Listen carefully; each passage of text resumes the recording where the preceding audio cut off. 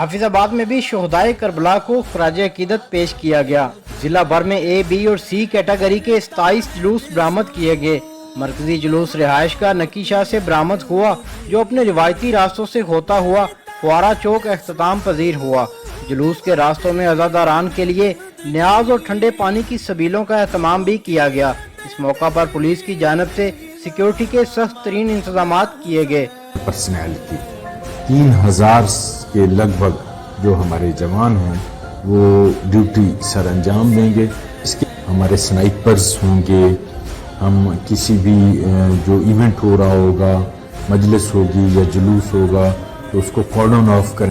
وزیر اعلیٰ پنجاب کے معاون خصوصی خرم منور منج نے حافظ آباد کا دورہ کیا اور ڈسٹرکٹ کنٹرول روم میں جلوسوں کے روٹس کا جائزہ لیا۔ ڈی پی او حافظ آباد سردار موارخان خان اور ڈپٹی کمشنر توقیر الیاس چیمہ نے معاون خصوصی وزیر اعلیٰ پنجاب کو سیکیورٹی کے سخت انتظامات پر بریفنگ بھی دی۔ ذاکرین اور علماء کرام کی جانب سے واقعہ کربلا پر روشنی ڈال کر شہدائے کربلا کو خراج عقیدت پیش کیا گیا۔ سید اسرار